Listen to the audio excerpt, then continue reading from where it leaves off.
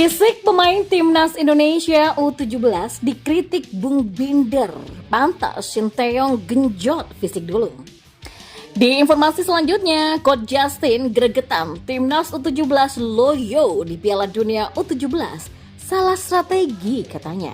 Simak selengkapnya di sini bersama saya untuk Anda.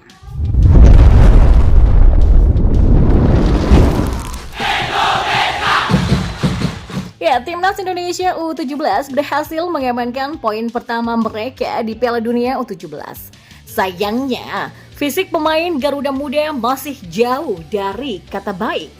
Timnas Indonesia berhasil menahan Ekuador dengan skor 1-1 pada hari Jumat malam 10 November di Stadion Gelora Bung Tomo, Surabaya. Selain menerima banyak pujian, skuad asuhan Bima Sakti juga tidak luput dari kritikan, terutama soal fisiknya.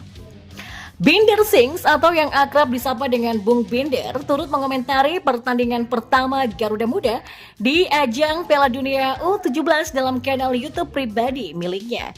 Dari pengamatan Bung Binder, perbedaan paling mencolok dari kedua tim adalah dari fisik pemain. Selain taktik, kelebihan pemain Ekuador dibandingkan Indonesia adalah dari segi fisiknya ya, kata Bung Binder dalam kanal YouTube pribadinya Bola Bung Binder. Ya, perbedaan kondisi fisik pemain membuat Ekuador berhasil mendominasi permainan. Masalah ini semakin jelas saat masuki menit ke-70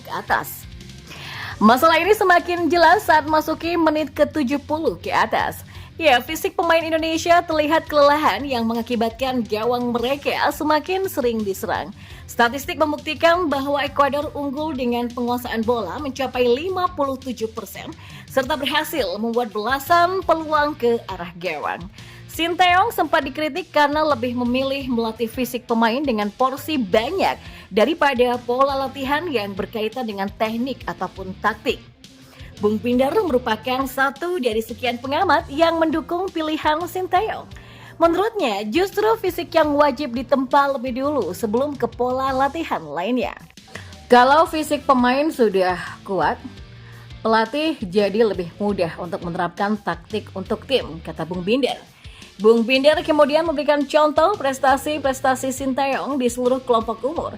Walaupun belum memberikan piala, Sinteyong telah membuktikan bahwa progres dari tim yang ia latih berjalan dengan sukses. Ya, kita lihat bagaimana fisik pemain yang diasuh Sinteyong mulai meningkat. Meskipun masih ada kekurangan, setidaknya tidak separah masa di mana pemain timnas mulai kelelahan di babak kedua dan hanya mengandalkan long pass, ujarnya. Ya, selama Sinteyong melatih timnas di semua kelompok umur, baik dari U19, U23, dan senior, pemain-pemain yang dia asuh punya fisik yang lebih kuat, yang membuat timnas bisa bersaing dengan negara-negara di Asia. Apa yang disampaikan Bung Binder tentang fisik pemain timnas U17 terbukti setelah pertandingan melawan Ekuador. Banyak pemain alami kram dan kelelahan yang membuat taktik pelatih tidak berjalan dengan maksimal. Ya, banyak pemain melakukan salah umpan. Karena apa? Karena kelelahan. Ketika pemain sudah lelah, maka sulit bagi pemain untuk tetap fokus. Kritik Bung Binder tentang pertandingan kemarin. Ya, kritikan Bung Binder menjadi PR yang serius bagi tim pelatih Timnas Indonesia U17. Jika tidak ingin membuat malu masyarakat Indonesia, pelatih serta pemain harus mampu mengolah fisik mereka di lapangan sampai laga berakhir. Ya, semangat boleh, bagus, tapi harus pintar mengatur tempo permainan. Hancur itu kalau nanti lawan Panama langsung ngegas. Fisik pemain langsung ngedrop dan rentan cedera, kata Bung Binder untuk Timnas Indonesia U17. Ya, Timnas Indonesia akan kembali bermain melawan Panama pada hari Senin esok 12 November di Stadion Gelora Bung Tomo. Dengan apa yang terjadi ketika melawan Ekuador, Bima Sakti serta seluruh jajaran tim pelatih wajib mengatur tempo permainan anak asuh mereka supaya kondisi fisik pemain tetap terjaga sampai laga selesai. Ya, pengamat sepak bola Justinus Laksana alias Coach Justin turut membongkar penyebab Timnas Indonesia U17 drop di babak kedua Piala Dunia U17 2023.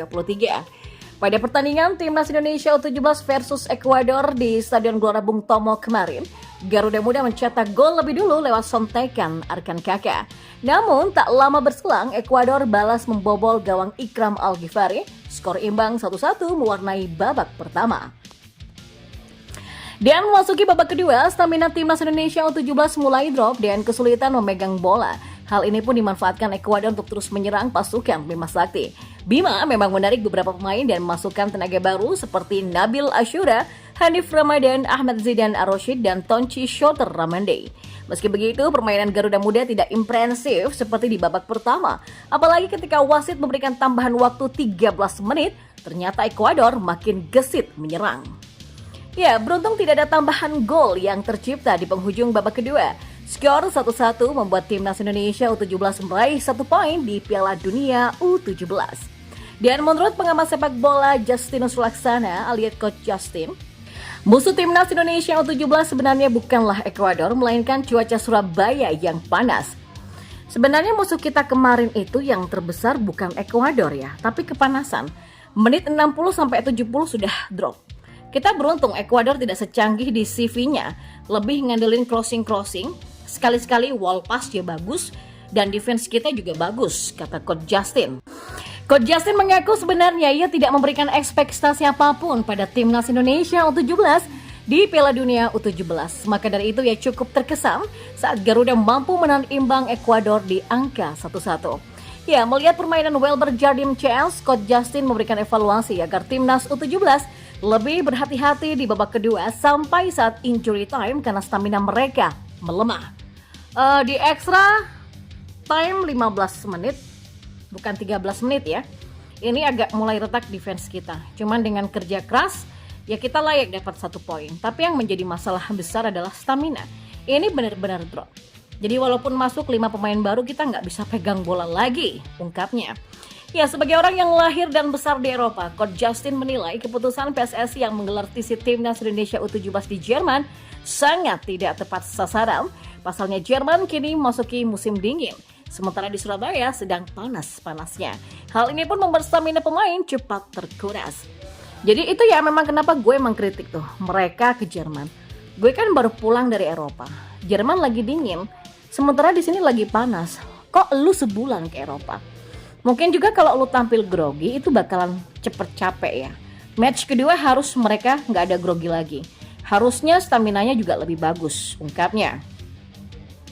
Ya, setelah ini timnas Indonesia U17 akan menghadapi Panama di Gelora Bung Tomo pada Senin 13 November esok. Coach Justin berharap ada perbaikan dari sisi stamina Arkan Kakak dan kawan-kawan.